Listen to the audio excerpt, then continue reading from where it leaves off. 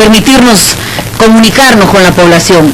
Te he escuchado y me ha dolido el alma. Yo tengo una niña de 15 años. Diría, no sé si la palabra es, disculpen por favor, maldito aquel que ve en las hijas dejar correr sus instintos más bajos. Una vez más sustento la necesidad de la pena de muerte. No hay en nuestro país, los convenios internacionales no nos permiten, pero esta gente no debe vivir. Indudablemente, 2 niñas, aquí no hay forma de perdonar, y si la máxima pena es cadena perpetua, eso le corresponde. Y ni siquiera por el hecho de haber reconocido su culpa, sino tiene el delito cometido a 2 menores de edad con el agravante de que son sus hijas. Y el otro caso, 19 años, mayor de edad, y la niña de 13 años, su sobrina. Entonces, yo creo que aquí estamos ante un tema muy particular y tú has llamado la atención. No es suficiente sembrar cemento y fierro.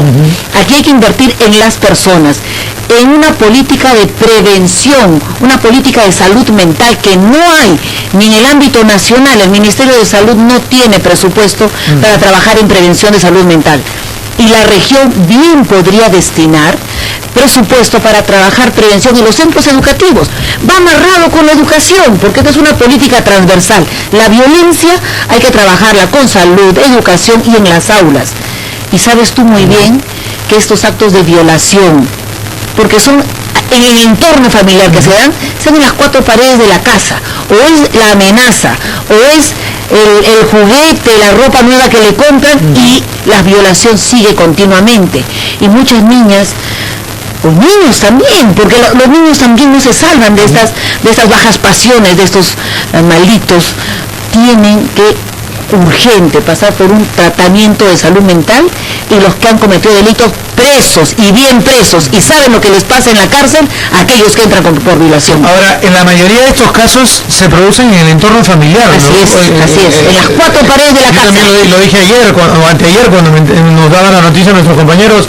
Yo también tengo una hija de 14 y 12 años, las mismas edades, y la gente nos escribía o nos llamaba y pedía pena de muerte, pero en el Perú no está normado la pena de muerte, los convenios internacionales no permiten ese camino, pero hay siempre la propuesta de tomar esa medida, ¿no? Mira, qué sensible es este tema, Fernando. Yo te aseguro que si Dios quiera que nunca pase nada con nuestras hijas, pero si nos tocara a nosotros, seguramente nos desgraciamos la vida, pero tomamos la justicia por las propias manos, teniendo los procesos judiciales, el debido proceso, pero es alguien de tu carne. No esperemos que nos toque a alguien, seamos sensibles, rechacemos este tipo de cosas, denunciemos si conocemos que algún vecino u otro comete estos delitos. Algunas madres son cómplices, otras, como esta madre valiente, ha caminado lo suficiente y ha denunciado, felizmente. Como esas madres valientes hay que apoyarlas. Y concuerdo contigo, aquí tiene que haber en la municipalidad o en el gobierno regional proyectos productivos que generen ingresos a las mujeres que por dependencia con sus parejas aceptan violencia para con ellas o violaciones para con sus hijos. Ahora, ¿qué pasa porque, bueno, una cosa son nuestros políticos que no articulan este tema, ¿no es cierto? Pero nosotros también somos culpables porque la sociedad evalúa al político por obras. O sea, los evalúa por la pista, la vereda, el agua, el desagüe. Y cometemos el parque, el monumento grande, ¿no es cierto? Y el alcalde o el gobernador, en base a eso se mueve. Pero las cosas que no se ven también son importantes para darle calidad de vida a la población. Y son estos temas de articular problemas que hay en la sociedad, ¿no? Los temas de educar en temas de valores, defensa y respeto de los derechos de la mujer, ¿no? La calidad de educación de nuestros hijos. Todo eso se tiene que ir articulando, pero no se da en las personas, que ahora más que fierro y cemento necesitamos mejorar esa calidad de vida, y justamente es en prevención de salud mental. Por eso que el año 2010 aprobamos en el Parlamento de la República la necesidad que cada centro educativo tenga un psicólogo por colegio. pero muchos de los centros educativos hasta el momento no tienen psicólogo porque dicen no hay presupuesto. Es una obligación, porque hay una ley que el Ministerio de Educación financia esas plazas de psicólogos para trabajar el tema de prevención en los centros educativos. Y si la población educativa es más de 2.000, tienen que poner por lo menos dos psicólogos para hacer un tratamiento. Y el ir a un psicólogo o a un psiquiatra no es porque estemos locos, sino hay muchos factores que crean en nosotros esa condición de violencia, o han sufrido violencia cuando pequeños, o distintos factores hacen que cambie su conducta a las personas. Prioridad ahora es invertir en las personas. Invocación a nuestras autoridades para que sí lo hagan. Los maestros deberían pasar por capacitaciones también para identificar esos casos y ponerlos a los psicólogos respectivos a monitorear temas, ¿no? Porque los capacitamos en las tecnologías de la información, los capacitamos ahora en el inglés y etcétera, pero también en esos temas de identificación de casos de violencias contra la mujer o el niño. También nos ha pasado acá en Tacna, lamentablemente, hace 2 años, si mal no me equivoco, un violador de niños, de aproximadamente 10 niños en un colegio acá en la ciudad de Tacna, pero nadie lo identificaba, nadie identificaba a esos niños que empiezan luego de los hechos o previo y en los hechos a tener cierto tipo de conducta que hay que identificar, ¿no? Indudablemente el maestro que está más tiempo o maestra que está más tiempo con el niño lo conoce, cómo se desarrolla, es despierto, alegre, conversador, algunos dicen demasiado, pero luego se apaga este niño o niña y está totalmente cambiado. Eso es una alerta, y gracias a varios maestros y maestras hemos logrado identificar cuando sufrían violencia. Yo recuerdo muy claramente cuando una profesora valiente denunció violencia para con el niño. No era un acto de violación, sino que no quería mostrarle el brazo, decía que me he golpeado, le decía, pero cuando logró que el niño le mostrara el brazo, le habían quemado con plancha el brazo por haber cogido una moneda en la casa. El padre y la madre estaban mirando ahí. Algo también que has dicho muy bien, no hay una albergue que necesitamos. No es la mejor solución que al niño que sufre violencia o que ha sido violado se vaya, o la niña se vaya a un albergue, porque uno busca, si es la madre cómplice o la madre que ha denunciado, se queda con la madre, pero si es el padre o no tiene el sustento, se busca la familia extensiva, los abuelos o los tíos. Ya, si no existiera esto, recién se busca la posibilidad de ponerlo en un albergue. Estamos en una ciudad donde hay mucho migrante y muchos no tienen familia, ¿no? Entonces, esta es otra prioridad, y me da la satisfacción de poder comentarte, Fernando. El año 2009 y 2010 construimos aquí en Tacna, con el gobierno regional, un centro donde congregamos el Centro de Emergencia Mujer. Creamos nosotros, justamente en convenio con sus autoridades, y ahí mismo funciona FONCODES, o funcionaba en ese entonces FONCODES, PRONA. Entonces era un lugar donde se podía dar el sustento, orientación a una familia, persona, niña o niño que pasaba violencia. Yo espero que eso funcione, y ahora voy a pedirle a Enrique que me permita ir y visitar si esto está funcionando. Se dan políticas públicas, pero regiones como Tacna, que sí tiene recursos, tendría que ver un poquito más en las personas, en el trabajo de prevención, ya no reaccionar cuando el hecho se da, sino hacer temas de prevención que va por el tema de educación. Ahora, para un poco cerrar este asunto, ¿no?, de este tema, usted también ha sido legisladora, y lo que vemos es de que luego de la marcha de Ni Una Menos, y se dijo, porque los estudios decían eso, de experiencias que había habido en Latinoamérica, de que terminado esto iban a darse más casos, pero no por el hecho de que digamos el hombre golpeara más a la mujer, sino porque la mujer iba a tomar el valor de salir a denunciar los hechos. Esa era una tendencia que se da, y lo estamos viendo hoy en el país, ¿no es cierto? Pero lo que pasa es de que los jueces sueltan a los responsables de estas agresiones, y no hay, y lo conversaba con el presidente de la Corte el otro día, o sea, un estándar. Cada juez es libre de tomar su criterio y tomar una decisión. Acá en Tacna pasó también un hombre que golpeó a una mujer, el hijo salió a defender, también lo golpeó, la mujer quedó masacrada, y cuando van al Poder Judicial, en estado etílico, dice que no se acuerda, va al Poder Judicial, el Poder Judicial le da comparecencia, y luego tiene que encontrarse otra vez en la misma casa. O O sea, para seguir haciendo lo mismo. ¿Cómo legislar esos temas para que los jueces tomen esas determinaciones adecuadamente y le den por lo menos, o las restricciones por último no fuertes, o el internamiento preventivo? Creo que deberíamos utilizar el observatorio que tiene el Ministerio Público sobre acciones de violencia y luego feminicidios, que antes de la muerte de estas mujeres han habido violencia que algunas de ellas denunciaron y otras no. Entonces no hacemos ese seguimiento que es el tema de prevención, para que en algún momento no dice, la mano se me pasó, no me acuerdo, estuve borracho. No hay sustento. La violencia se ha dado por muchos años y tú has puntualizado muy bien. Ahora hemos tomado valentía para denunciar y hay muchas historias que se han contado y algunas incluso de artistas que han dicho, he sufrido violencia o yo he sido violada cuando he sido muy niña y no lo he confesado hasta cuando tenía 15 años y lo grité porque tenía algo aquí.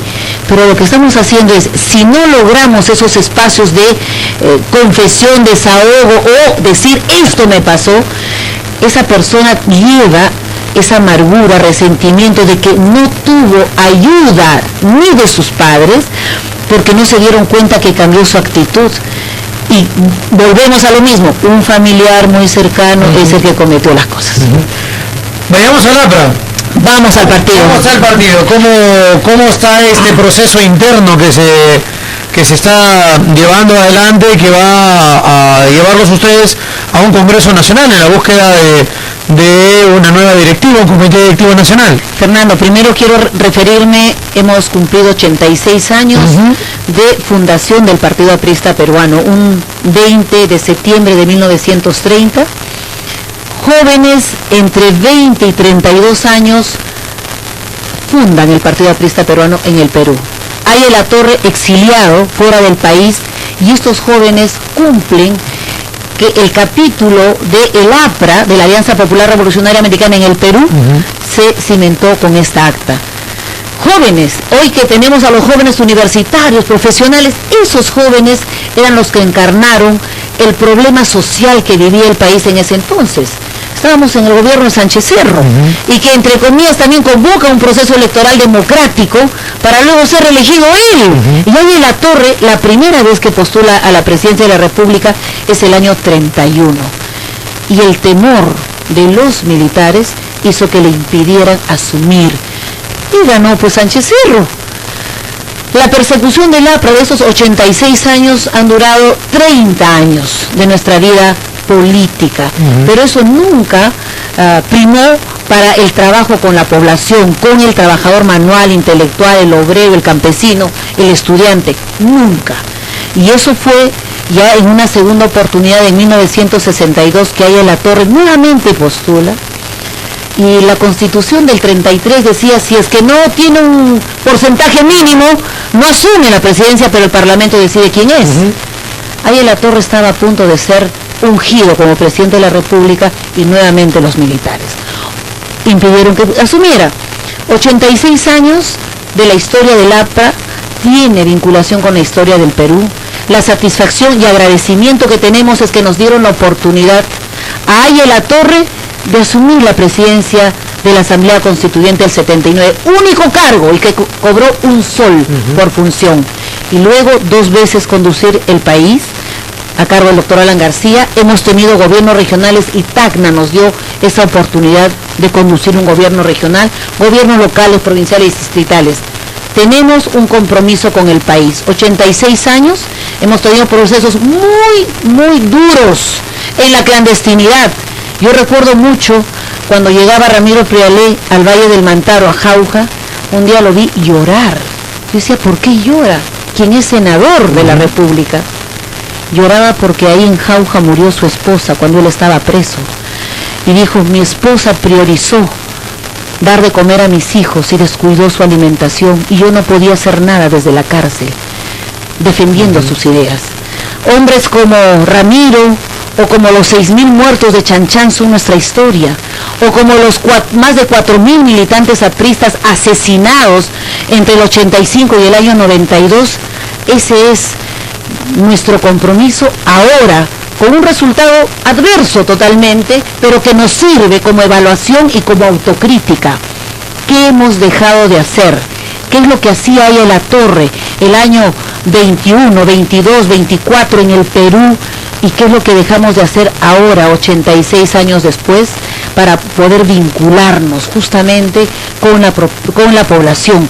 Estos temas de violencia, tal vez vincularnos más para que ese hospital que aún no se concluye se haga, o que en el gobierno regional los proyectos que están buscando financiamiento se hagan, pero transparentemente, y que no haya pues ese diezmo que dicen que se paga por las obras, y la sociedad civil empoderada y un partido político consolidado también. Ese es nuestro deseo y esperanza en este marco de congreso que tendremos el 4, 5 y 6 de noviembre. Renovaremos nuestros cuadros dirigenciales y haremos también que la representación nacional del militante, por eso sustentamos un militante, un voto, tenga que elegir a sus autoridades. Y se dará, y esperamos que las directivas salgan en ese proceso. ¿Pero un militante, un voto en la votación nacional o están sustentando un militante, un voto en las elecciones de delegados? Tendrá una función mixta. El secretario general y el presidente de la dirección política serán elegidos un aprista, un voto. El de Tacna, el de Tumbes, el de Loreto, cada militante en su base tendrá la oportunidad de elegir quién sea que nos conduzca. Los otros cargos, subsecretario general, organización y los otros cargos, serán elegidos en el Congreso, porque también elegiremos a nuestros delegados. De tal medida creo que será legítimo. Y pregunto, ¿qué otro partido político tiene un proceso democrático?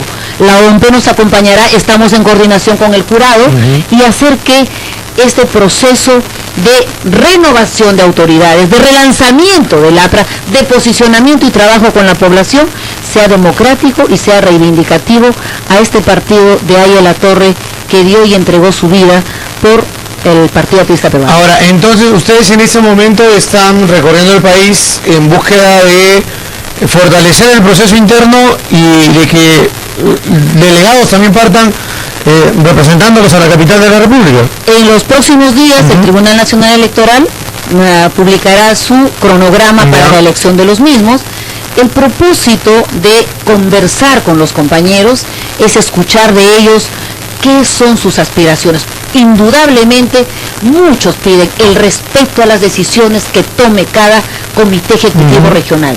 Equivoquémonos, yo pertenezco a la base de la región Junín, equivoquémonos los provincianos. ¿Por qué creen que los que están en Lima pueden tener mejor decisión que nosotros? Equivoquémonos.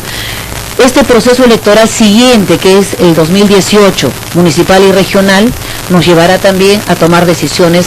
Nuestra participación con los jóvenes, varones y mujeres, son decisiones muy importantes que tomaremos ahora. Recoger la expectativa. Ayer en Hilo proponían, es importante que tengamos un comité macrorregional en el sur, y así en el centro, en el norte, donde podamos apoyarnos, porque la realidad casi es la misma, los problemas casi son los mismos, los conflictos sociales también están entre una y otra región. Por tanto, apoyarse en esos trabajos políticos, un comité macrorregional no está lejos de nuestra realidad, y que sus decisiones pasen también por una convicción, una coordinación entre ellos.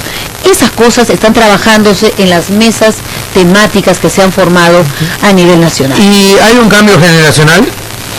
Porque las cabezas, a ver, Nidia Vilches, Enrique Cornejo, bueno, un poquito mayor Carlos Roca, ¿no? Pero él no ha tenido cargos importantes, el congresista 85-90 recuerdo, pero hay un cambio generacional, o sea, porque yo noto acá en Tacna, y te lo digo sinceramente, que hay jóvenes que integran el partido. Enrique los ha venido promocionando en varias oportunidades, pero que los mayores son los más tercos al cambio, son los más no sé si el término sea rabiosos, pero es los que quieren tener todavía presencia y manejo del partido, cuando ya es hora que sea una especie de tribunos y acompañantes para las nuevas generaciones del partido. Mira, después que murió de la Torre el 79, pasamos por un congreso y se eligió a un compañero que tenía 33 años y condujo el partido por 30 años. Me refiero a Alan García. Yo me pongo a pensar, 33 años, oye, ¿cómo le vamos a dar el partido a un joven de 33 años? El APRA lo hizo el año 82, pero no se desligó de un Alberto Sánchez, un Armando Villanueva, un Ramiro Prialet. Tuvieron el sustento de las generaciones que podrían aportar. Este proceso actual, y yo saludo a mi compañero Enrique Cornejo, hemos estudiado el doctorado juntos, ha sido el presidente de mi promoción, saludo su candidatura, de César Sumaeta, sé también que está postulando Jorge Villasante, a él le decimos que es el Abel Salinas de nuestra promoción, porque ha sido 3 veces ministro.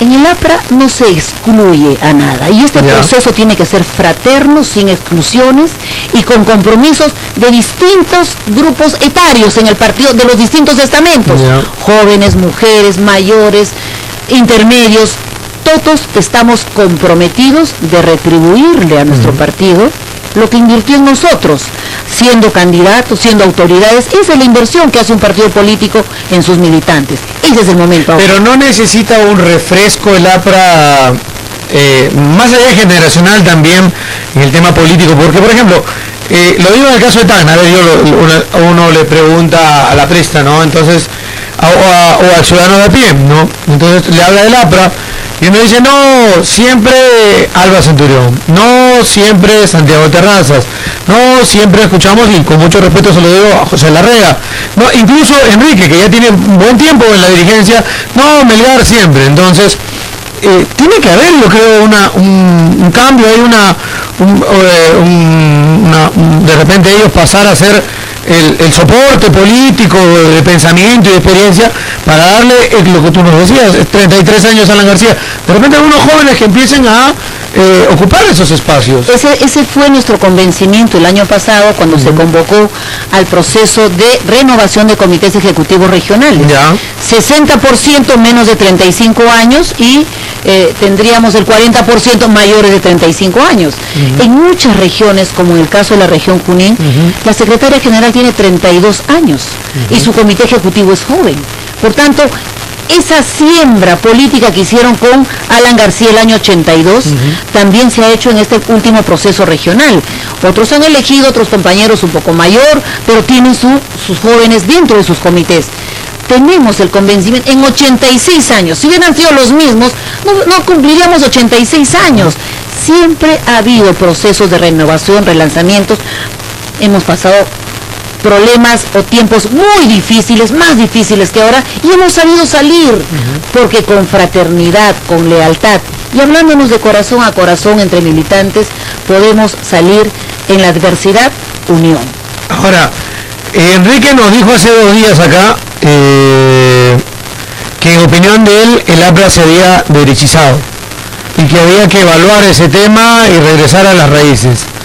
Nidia Vilches, ¿qué es lo que opina? ¿Qué ha pasado con el APRA? Porque yo siento que el APRA tiene muchas tendencias, porque desde el imperialismo del APRA, donde puede ser visto como un partido revolucionario, de izquierda, ¿no es cierto?, a pasar de centro izquierda, a cómo ha terminado su último gobierno, pero yo lo veo así como un partido como el Partido Justicialista en Argentina, donde hay varias tendencias internas, ¿no es cierto?, de izquierdistas, que de repente se le puede calificar a los Kirchner así, hasta la derecha que sube dentro con Menem, por ejemplo, ¿no es cierto? Pero ¿hacia dónde va el APRA? ¿Qué es lo que, por ejemplo, Nidia Vilches piensa hacia dónde debe dirigirse el APRA? Yo quiero discrepar fraternalmente con Enrique Melgar. Yo no creo que el APRA se haya derechizado. Lo que hemos hecho es dejar de trabajar al lado de ese Frente Único Trabajadores Manuales e Intelectuales. Y es por eso que le pedí a Enrique... Se ha perdido espacio. Se ha perdido el espacio que otros ya rápidamente han cubierto. Y le pedí el poder tener la oportunidad de conversar hoy con sindicatos. El Sindicato de Educación, Salud, del Poder Judicial. A los de salud y educación, la deuda social todavía no se les ha pagado. ¿Cuántos años más va a pasar para que se les pague? Estamos al inicio de un gobierno con el señor Kuczynski, que muy bien Tacna podía trabajar la agenda Tacna de temas pendientes con los trabajadores, con los tacneños, y seguramente después ver sus obras, las personas primero. Ver cómo es que el Poder Judicial, y ahora estamos exactamente en el tiempo, el Parlamento está discutiendo la aprobación de la ley de presupuesto, que lo aprobará en noviembre, y el Ejecutivo ha enviado el proyecto de ley de endeudamiento, equilibrio fiscal y presupuesto. Es el momento para que los trabajadores, ya sea del INPE, el Poder Judicial, puedan ver esos incrementos.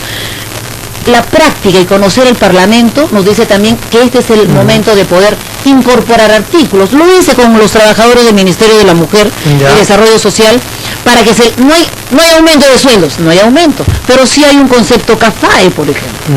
Y ahí pudimos incorporar un incremento del CAFAE para los trabajadores del ex MINDES, pero que incorporaba varios programas sociales. Y se hizo tanto en el Parlamento con un artículo y luego con el MEF. Pues es el momento de trabajar y por eso quiero reunirme con ellos. Mi especialidad es el sector público y los temas presupuestales es parte de mi especialidad. Bueno, y tienen cinco compañeros ahí en el Congreso. Con mucha experiencia. 3 de ellos que marcan agenda principalmente, ¿no? Yo lo escuchaba el otro día y lo comenté acá en la radio a Mauricio Müller. Le preguntaban por las comisiones, las peleas de las comisiones y esto, el otro dice, a mí no me interesan las comisiones, ¿no? Porque con la experiencia que tengo prefiero estar en los debates, en el pleno del Congreso, manejando una agenda. Y después yo escuchaba a algunos analistas que decían que Müller tenía razón, porque esos congresistas, por ejemplo, Müller, del Castillo, que ha regresado, ¿no es cierto?, Velázquez Quesquén, Víctor Andrés García de la UNDE, ¿no?, de repente Luis Salgado, son más de agenda del hall de los pasos perdidos que estar en una comisión. Y es tan importante, por eso yo les digo a los sindicatos que me están escuchando, que es bueno que se reúnan con Nidia Vilches, porque son parlamentarios que ponen agenda nacional. O sea, son 5 ahorita, de 120 o 130, pero 5 que ponen agenda, o sea, preparación política, experiencia, y ponen la agenda sobre la mesa. O sea, eso es lo que siempre le hemos reconocido en ese medio de comunicación a bancadas como la del Partido Aprista Peruano, a diferencia del fujimorismo, que puede tener 73, pero que 2/3, digámoslo, son pulpines todavía. Bueno, ahora 72. En realidad tenemos 5 que rugen en el Parlamento, pero propositivamente tenemos 2 expresidentes del Consejo de Ministros, el caso de Jorge el Castillo y Javier Velázquez. Luciana, que tiene ahora la oportunidad de presidir la Comisión de Defensa y tiene ahora la potestad de investigar todas las compras secretas que ha tenido el Ministerio de Defensa. Le ha otorgado el Parlamento como comisión investigadora. La gran oportunidad de esa experiencia y del apoyo y coordinación de todos, el poder hacer un buen trabajo propositivo. Y los 5 que somos, tú muy bien has mencionado, propositivamente en el Parlamento anterior decían 4 hacen bailar a 125. La experiencia hace mucho y la forma propositiva con la que se plantean las cosas. La agenda país está por encima de las agendas personales y eso lo entendemos bien.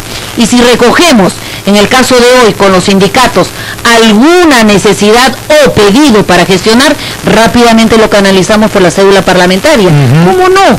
Porque ese es el vínculo de un partido político, mediar, apoyar a quienes en la población no encuentran ese vínculo directo con la autoridad. Ese es el rol del Partido Aprista, es el rol de los partidos políticos. Ahora, ¿están de acuerdo con el otorgamiento de facultades? Por supuesto que sí. Y lo que se ha determinado es que cada comisión pueda determinar o pueda debatir de acuerdo a lo que corresponde. Considero que el fujimorismo tendrá que replantear, porque han hecho una objeción respecto en la Comisión de Presupuesto. El debate se va a dar en el Pleno del Congreso. Indudablemente los votos del fujimorismo determinarán cuál sea la posición. Lo que hemos visto en el poder que tiene el Poder Ejecutivo de conducir con el señor Kuczynski y en el Legislativo con fuerza popular, un entendimiento. Aquí no hay mayoría o votos mandan, aplastante. Creo que lo entendió muy bien y Luz Salgado lo está haciendo bien. Poder acompasar, apoyar en lo que es urgente y prioritario para el país, sí. Lo que puede legislar el Parlamento también. hay mucha tela de juicio respecto a lo de la UIF, lo que es la Unidad de Inteligencia Financiera. Ahí es donde se da pues el lavado de activos, ahí es donde se ha podido ver lo de Coteva, lo del expresidente Toledo. Esas cosas no deben pasar ni siquiera por la sospecha de que el Parlamento quiere tapar. Por el contrario, tenemos que ser transparentes, y si el presidente de la República quiere legislar en el tiempo que ha solicitado, bueno, se le dio, ¿no? Por supuesto. Que Humala, ¿no? Cuando lo hemos solicitado, nos lo han dado. Y si por ahí el Ejecutivo comete un error, son revisables, los decretos pueden ser modificados por el Parlamento.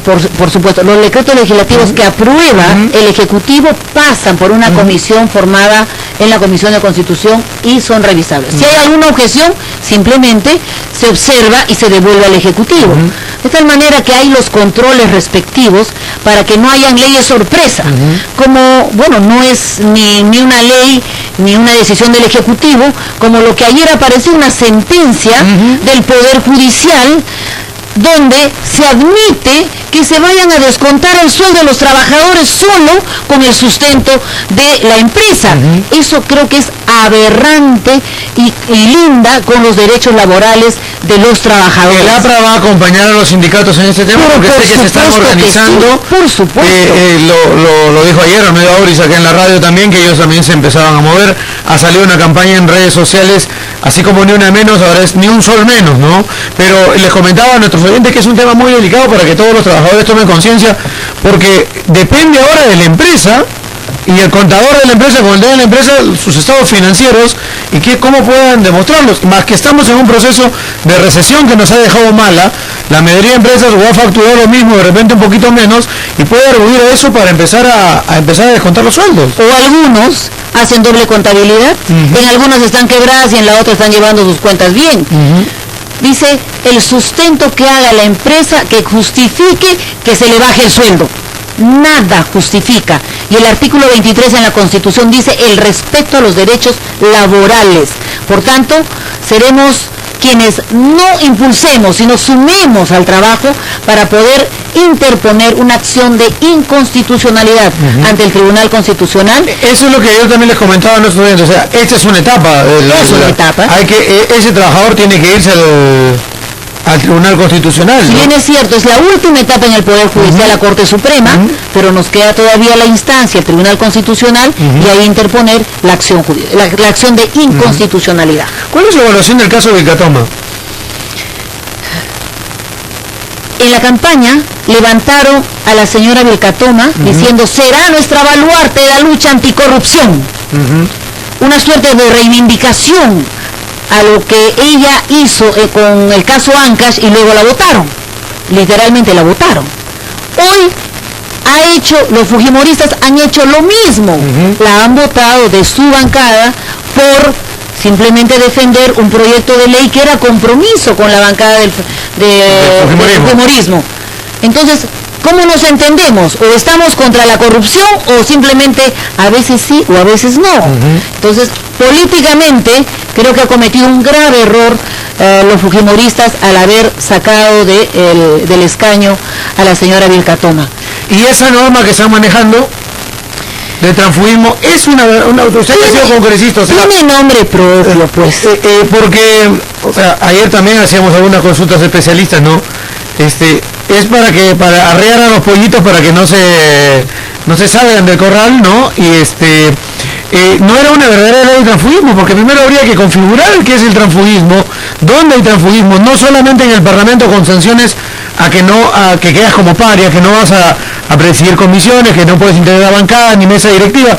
Pero yo también me pregunto si hay que hacer una ley de transfugismo, debería que ser una ley general, porque un regidor puede ser tránsfuga, un consejero puede ser tránsfuga, un gobernador regional, lo hacen al día siguiente que los eligieron, ¿no? O sea, si se va a hacer una norma, que se norme algo bien hecho y no específicamente por una persona. Pero mi pregunta va, ¿quién lo presenta? ¿Qué bancada lo presenta? Cuando en la década del 90 fueron los reyes de comprar a los parlamentarios de otras bancadas y los jalaban para sus intereses, para los votos. Entonces, no hay consecución con lo que ellos antes fomentaron el transfugismo y ahora pretenden impedir que una bancada numerosa ya son 72, serán menos, porque haciendo un recuento, solo 19 de los 73 que puso Fujimori eran militantes e inscritos en el fujimorismo.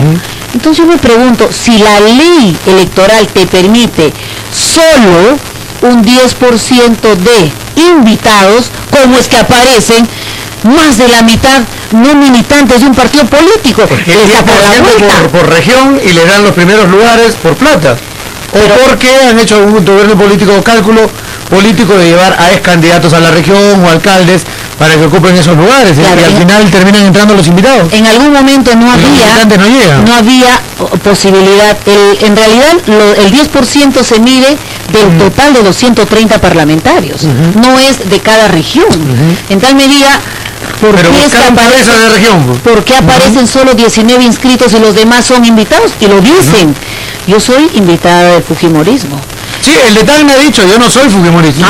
Tengo simpatía con el fujimorismo, pero yo soy de banderas tacniñistas. Bueno, eso así lo ha dicho el de Tacna. Miren, la historia se repite. El año 2006, que postula Ollantumala, entra con una bancada más o menos de 42.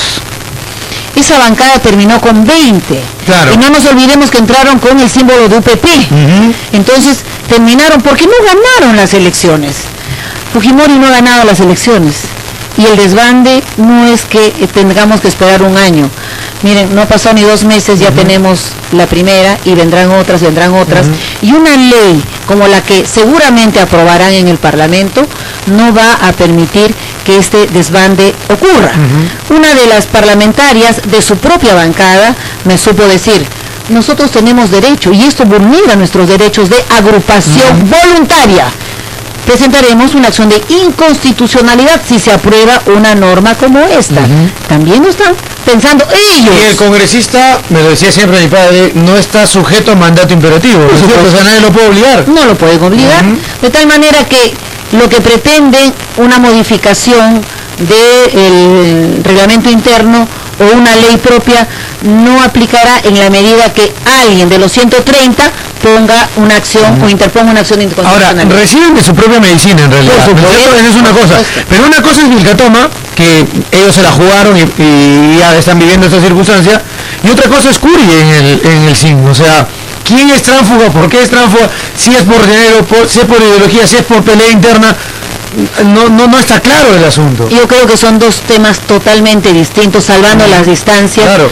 En el caso de la señora Vilcatoma, incluso usaron los hechos anteriores para poder decir el partido fujimorista será un partido que luche contra la corrupción, y su principal baluarte acaba de retirarse. Quiere decir que ese dicho y prédica en los hechos no se han dado. Ahora, regresando al tema del APRA, por los nombres que hay, están básicamente casi todos de la misma generación buscando la Secretaría General. Tú has dicho casi. Carlos Roca. César Sumaeta. También César Sumaeta. En realidad yo haría un saludo muy especial a Carlos Roca, que está mal de salud, está en la clínica, y él nos ha formado a muchos jóvenes. Cuando lo llamábamos de cualquier región, él estaba ahí, y ha ido cuantas veces. Dios quiera le dé y se recupere. Ojalá César Roca es generación de y pueda acompañarnos, ¿verdad? Es extraordinario. Y de todo. Sumaeta me parece que en ese momento ingresó al Parlamento, pero era muy joven, venía de Iquitos, ¿no? Venía de Iquitos de haber ganado la Federación de Estudiantes, y nosotros en el comando universitario veíamos, César ha ganado la presidencia de la Federación. Y luego congresista. Pero era una acción importante que hizo él, todos los estudiantes universitarios, y se vino y legítimamente fue elegido congresista. Y ahora el APRA en los sindicatos, ¿cómo está? Porque preocupa, por ejemplo, lo del SUTEP, ¿no? Siempre ha tenido un manejo cercano, vinculado a Patria Roja, con sus dirigentes, pero desde el gobierno de Toledo, en la época que estaba Lynch, empezaron a sacar de los Guainalayas y los Movadef y todos estos que ha llevado a una desarticulación del sindicato. Pero antes el APRA tenía una presencia. Grover Pango, profesor, fue ministro de Educación, estuvo en el CEPA preso con mi padre por la creación del SUTE. El APRA era parte activa del sindicato, en construcción civil y en otros también. En las universidades, yo recuerdo haber estudiado en San Marcos, y el ARE, si bien era perseguido por Sendero, por los Marta, por el MRTA, tenía presencia. tenía presencia el ARE, iba a las elecciones igual, hacía frente, eran minoritarios pero porque los perseguían, pero en todo caso era una fuerza dentro de los comandos universitarios. ¿Cómo está esa situación hoy dentro de los sindicatos y los comandos estudiantiles? Fernando, ahí va nuestra autocrítica. Hemos descuidado esa base primigenia del APRA, los sindicatos. Ahora, mira, en alianza con los de Patria Roja, en algunos lugares hemos ganado la dirigencia del FENTASE, que es la parte administrativa del sector educación. Ya. Hemos perdido presencia en el SUTEP en muchos lugares y se metió ahí Sendero Luminoso, que nos fue matando a mucha gente, autoridades en la década del 80. Que fue la estrategia de Sendero en los 80, meterse a los sindicatos. Así, meterse a los sindicatos y desde ahí hacer, mira quiénes son, peligro y pam, los iban bajando. Hoy tenemos ratificamos nuestra voluntad de volver a Haya.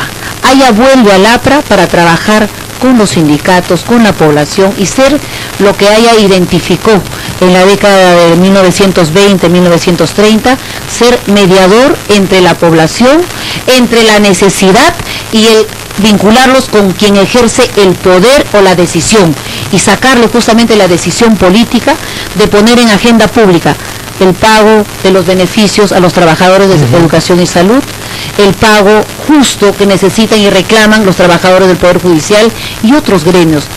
¿Nos hemos alejado? Sí. Lo que significa que no continuaremos en ese paso, sino volveremos a retomar el trabajo con la población. Esa es mi apuesta. Enrique me va a dar con nosotros, lo más breve posible, Enrique. La agenda, se nos queda el rating contigo.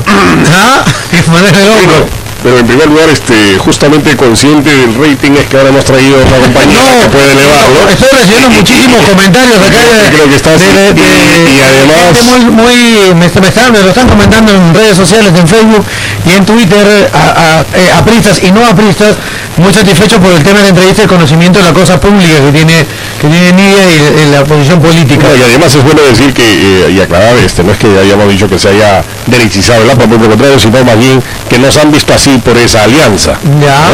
En todo caso, y sí, me ratifico en lo dicho, y en todo caso son las percepciones. Aclarado el tema, obviamente queremos hacer extensivo, ya lo ha dicho la compañera, y hemos tenido una reunión y te agradezco que más allá de rating también tú siempre des la oportunidad a los partidos a poder llegar a la ciudadanía. En ese sentido hoy día queremos invitar a todos los compañeros, los amigos, los ciudadanos. La compañera Nidia Vilches va a estar a las 7 de la noche en la Casa del Pueblo, en la urbanización Los Cedros C7, disertando pues dando una mirada distinta al partido, y estoy seguro también recogiendo el clamor de la militancia de los ciudadanos. Nuestra agenda está toda la mañana, tenemos reuniones desde las 10:30, tenemos reuniones con los sindicatos del Poder Judicial, con el sindicato de los trabajadores administrativos de educación, con los sindicatos del INPI, básicamente en la tarde tenemos un almuerzo con el comité de damas en horas de la tarde. También hay otra reunión con otro grupo de sindicatos y autoridades distritales que estoy seguro vamos a compartir, van a expresar algunas expectativas en donde, como tú has dicho y como ya ha salido de esta entrevista, creo que nosotros tenemos que ser aquellos vinculantes entre la necesidad del pueblo y cómo se puede lograr un apoyo en el Congreso. Así que a todos los esperamos hoy día a las 7 de la noche y a la noche. Me han preguntado hace un rato por redes sociales a qué teléfono pueden llamar o cómo pueden contactarse si quieren reunirse con... al 952-291663. Repítelo por favor. 952-291663. Con mucho gusto, la compañera Nidia siempre es una compañera muy luchadora, dispuesta a poder escuchar a todos, así que vamos a estar acá presentes. Nidia, gracias por acompañarnos. Fernando, muchas gracias. Yo quiero hacer un agradecimiento especial a mi compañero Juan Condori, que es el que me extiende la invitación, y a quien le pedí, en coordinación con el Comité Ejecutivo, tener esta reunión en el local del partido. A tus órdenes para hablar estas cosas tan sensibles de la familia, el niño, la madre, me tienes a tus órdenes. Estaremos en contacto.